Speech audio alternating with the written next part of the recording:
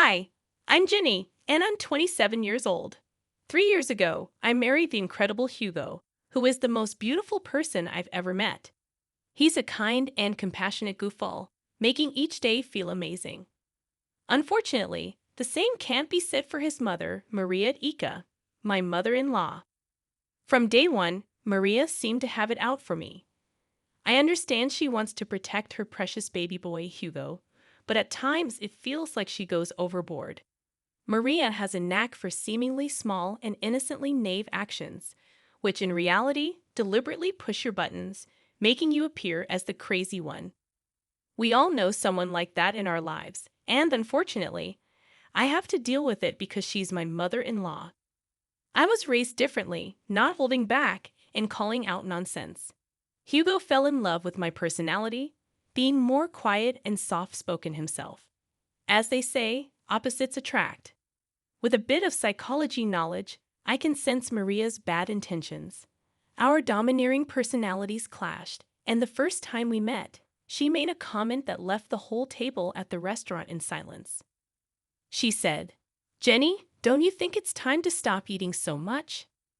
The air sucked in, and I was completely mortified, my pale complexion revealing my embarrassment. Hugo, my boyfriend at the time, was angry and berated his mother, defending me. Situations like that grew in frequency as we got to know each other, and Maria's taunting seemed to intensify.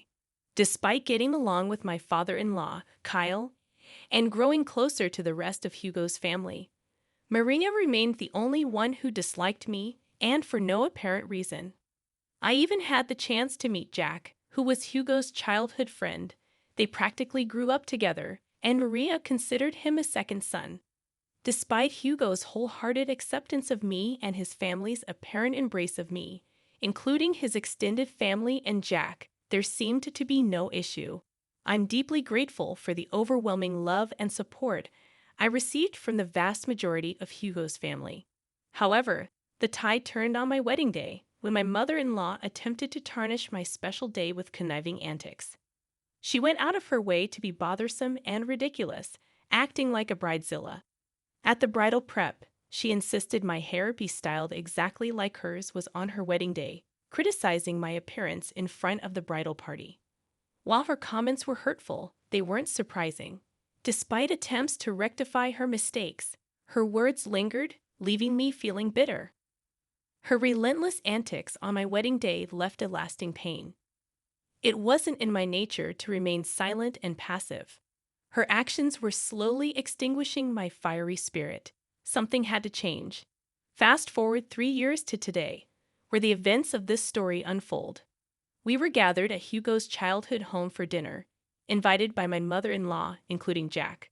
I suspected ulterior motives behind her sudden dinner plans, which later proved true. As we sat at the dining table, my mother-in-law seized everyone's attention with an important announcement, pulling out a piece of paper to read aloud. "Attention, everyone," she began. "I have an announcement to make. As you all know, my birthday is coming up, and I wanted to share my plans for this very special day. I've decided that we're going to take a trip to Hawaii." She held up a piece of paper confirming the Hawaii trip. "That sounds fantastic," exclaimed one family member. "What? That's amazing, Jenny.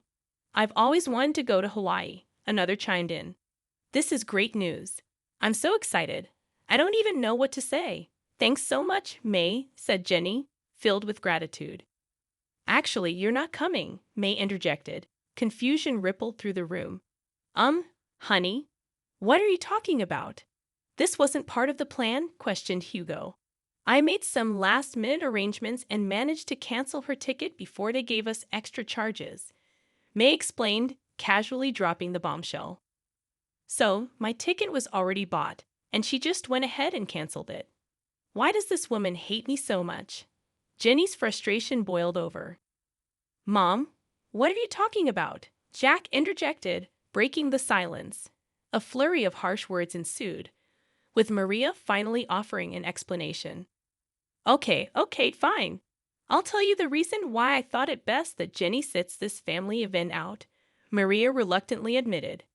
"As you all know, I'm getting a little bit older, and I've decided that I want the remaining years of my life to be centered on being around the people I care most about. Unfortunately, Jenny just doesn't belong on that list. Wow, Mom, really? What is wrong with you? Hugo's disbelief was palpable. Nothing is wrong with me. I'm just saying that, well, you know Jenny can't be considered part of our family since she's not related by blood. Maria defended herself. By that logic, then Jack shouldn't be able to go either, right?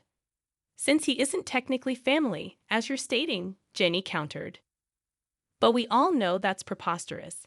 He is part of the family, and ever since Hugo and Jenny got married, that means she is part of the family, Hugo argued. Well, obviously, with Jack, it's different. He's just so precious, and he's our sweet baby angel. He's always been here. But Jenny hasn't, Maria rationalized. That's why I'm just not comfortable with her coming on the trip. And it's my birthday, so I get to decide whatever we want. Come on, Jenny, we're leaving at once, Maria declared, attempting to assert her authority. No. Jenny's firm refusal commanded everyone's attention. Maria, you've made it clear since the beginning that you do not like me, and every day for the past 3 years, I have endured your insufferable behavior. You think we all don't see how you act. You think that we all don't notice that you're a narcissist. You better watch the way you speak to me. You are in my house, Maria retorted defensively. I'm just about to leave, actually. But not before I say this, Jenny continued, turning to her husband with resolve. Babe, I love you with my whole heart, and I have tried to endure this for such a long time. But I see now that your mother will never accept me into this family, no matter how hard I try, and no matter how many times. I bit my tongue and spoke softly. You should go on this trip. You can't miss it. As much as your mother is crazy, she's still your mother, and you love her, and she loves you. So, you have to go. Don't worry about me, I'll be fine. I then turned to my mother-in-law, whose mouth was agape because of what I just said.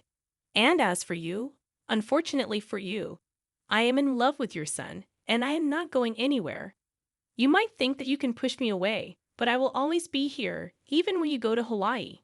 You will always be thinking about me because, if I'm being honest, I think you're obsessed with me. How dare you? I should slap you right now, Maria exclaimed. I'm not finished. You are obsessed with me, obsessed with tearing me down, and I cannot even imagine why. When all I've done is shown you kindness and patience, even when you didn't deserve it. But enough is enough. You don't want me to go to Hawaii with you. Fine. You don't think I'm part of the family? Fine. But I will always be here. As long as I breathe, I will always be here for Hugo, Kyle, and even Jack. But never for you. At that moment, I realized that I finally shut her up. She left her mouth open as if she was searching for something to say, anything to say, but her mind wouldn't let her. Finally, I managed to keep her quiet. I said goodbye to the rest of the family members, kissed my husband on the cheek, and began to walk out. Let me drag you home at least. I can't let you take a cab. Please don't worry about me, babe. I love you. And thank you so much for loving me. But I'll be fine. You have a trip to discuss.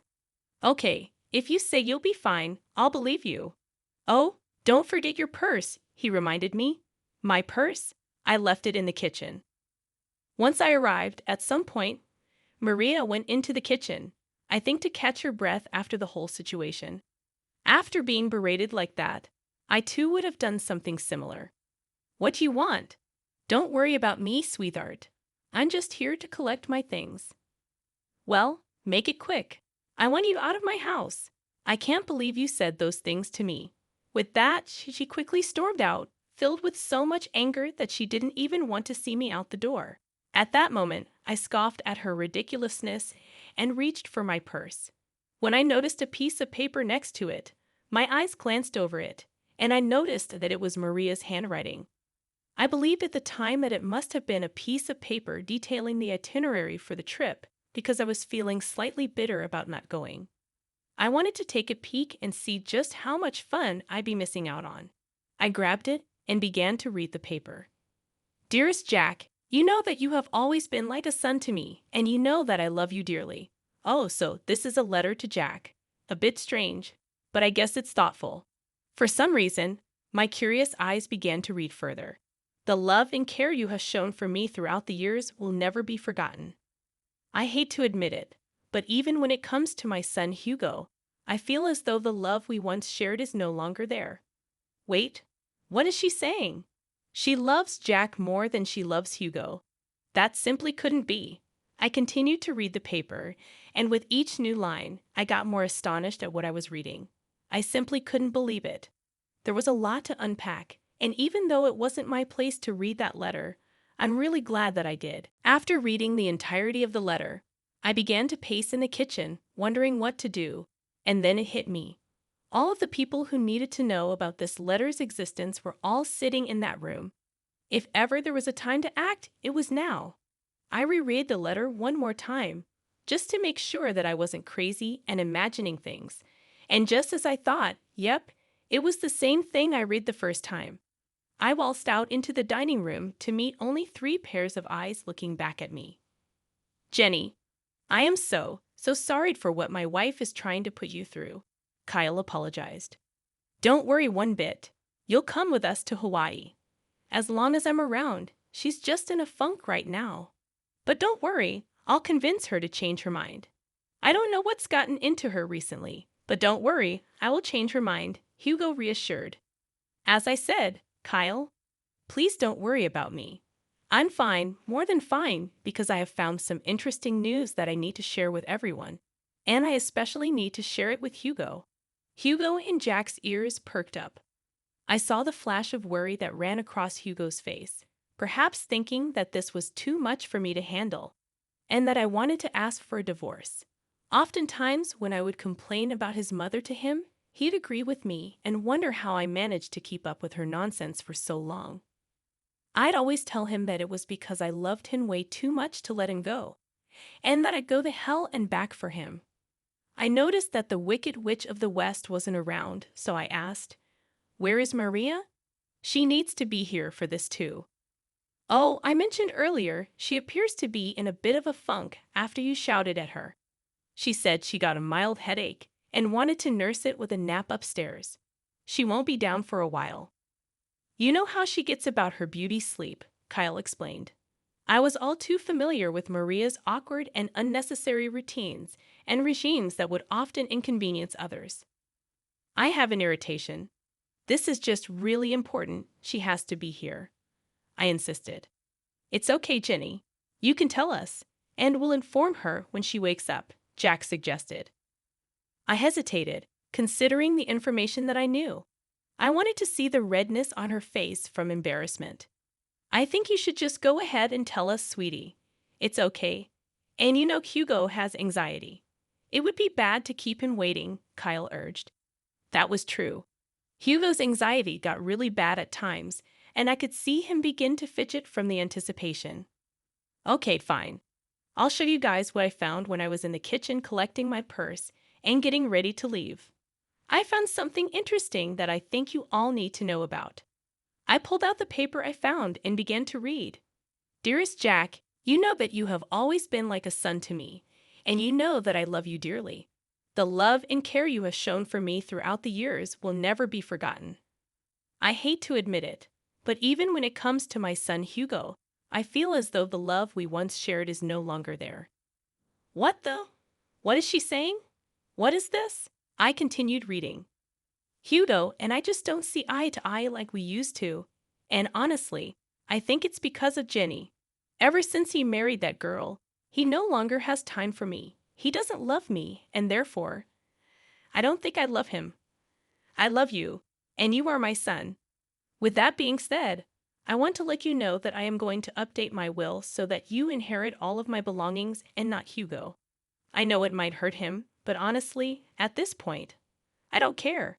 It's that wretched Jenny girl. She's the one who has poisoned my love for him. I hope you received this letter well. The reason why I didn't want to approach you about it in person is that, and it pains me to admit this, I couldn't risk seeing the rejection on your face. I know you love Hugo like he's your brother, and most likely he won't approve. But I don't care. I'm giving you everything, the money, the house, the cars, and even my small businesses. They're all yours, whether you like it or not. If you want to talk about this further, please call me, and we can discuss it. I look forward to hearing your response. I will love you forever and always, your second mom. I finally looked up from reading the letter and was met with a flurry of mixed emotions. Kyle looked like he was going to cry. Jack looked stunned, but Hugo looked like he was going to murder someone. I can't believe she said all those things. Is she being serious right now? So the reason why she's doing all of this is because of Jenny? She hates Jenny so much that she'd not include me in her, well, just to spite me and Jenny. She's officially lost her mind. You guys, I don't even know what to say. This has gone far enough. I've had it with this woman and her toxic behavior. What are we going to do? At that moment, I had an idea. 1 week had gone by, and it was time for the designated Hawaii trip. Maria woke up and found a letter from her husband on her bedside table. It read, "Good morning, gorgeous. We decided to let you get some more beauty rest. Don't worry, your bags have all been packed. Just find us at the airport." Maria then got ready and headed to the airport, looking around frantically for the people with whom she was meant to go on this birthday trip. She tried calling them, but they all wouldn't answer. She assumed that they were already on the plane and therefore couldn't answer her call. She rushed frantically and boarded her flight, hoping to just meet them once they landed in Hawaii. She endured the 12-hour flight, and once she landed, she video called Kyle. "Hello, Kyle, where the hell are you guys? I woke up late and saw your note, which was a cute idea if I hadn't woken up so late. I got to the airport and tried calling you guys, but none of you were responding. I just assumed that you already boarded. But it doesn't matter now because now we're in Hawaii. How amazing! Tell me where you were so we can meet up and let the festivities begin." "That won't be happening, Maria," Kyle replied. "What do you mean? Tell me where you are." "I'm home." "What?" "You heard me. I'm at home. We're all at home. Say hi. Everyone." Kyle panned out his phone to show that everyone, himself, Jack, Hugo, and me, were all in his house, sitting at the same dining table where we all heard the tragic news from a week before. "What do you mean? Why are you at home?" Maria questioned. "You see, Maria, Jenny brought some interesting information to our attention a week ago, and ever since then, we decided that we'd much rather spend our time in boring old Florida with her than anywhere else with you," Kyle explained. "Maria, you think we wouldn't find out?" "Find out what, my baby?" Maria retorted. "Oh, don't you baby me. You were really going to cut me out of the will, Mom," Hugo interjected. I. How did you even find out about that?" Maria stammered. "Oh, that wretched girl that you hate so much, Jenny, found your stupid letter in the kitchen," Hugo explained. "I don't know what you're talking about, Maria. Lying right now is only adding more nails to the coffin. Jack, tell them you've got to believe me." "I did nothing of this sort," Maria pleaded. "We all read the letter, Maria. The gate is up," Jack responded. "But I didn't do anything. Jenny is making everything up," Maria exclaimed. "Maria, enough is enough. You're done. You don't get to say anything else. You messed up big time. Your hatred has caused you to be blind. Now you have to suffer the consequences of being alone on your birthday because of what you've done. I hope you can use this time in Hawaii to reflect on your actions, but I'll be alone. It won't be fun. Maybe people would like to hang out with you more if you weren't such a raging witch." "Have fun," Kyle said firmly, before hanging up the phone. We all let out a sigh of relief, and then I was the first person to start laughing. Eventually, Hugo joined in, and before we knew it, we were all bursting with laughter and cackling at the dining table, just laughing at how crazy the situation was. The look on Maria's face once she realized the gig was up was hilarious. Her face turned pale, all the blood drained from her face, and I could tell that was the first time in a long time that she felt embarrassed. Maria had to spend her vacation alone, often calling Kyle to see if he would at least join her because canceling the reservations she made would be expensive. But every time he kept denying it. He said that when she comes back, They were going to have to implement some ground rules that were to be followed if she still wanted to be married to him. Maria began to be very apologetic and frantic, a complete 180 from what she normally acted like, which was honestly surprising. Hugo also mentioned that if Maria still wanted to be in his life, she had to drastically change her attitude. Otherwise, he was ready to walk out of her life forever. Their relationship is still rocky, and Hugo said that if Maria ever disrespected him again, even if it's the smallest snide remark she could make, he would cut her off completely, the same way that she was planning on cutting him off. As for Jack, he thought it best to stop being so nice to Maria, as it was clearly enabling her toxic behavior. So not only did Maria end up spending a miserable time in a beautiful place, but she also risked losing the three most important people in her life. She now has very rocky relationships with all of them, and she has to change to be better. As for me, I messaged her and told her that I need time to see if I'm going to forgive her for all of her injustices, and she was apologizing and begging for me to talk some sense into the men in her life. I'd obviously refused, stating that this is the bed she made for herself, and now she has to lay in it. And even to this day, Maria is still trying to mend the very broken relationships that she caused. I just hope that she learned her lesson.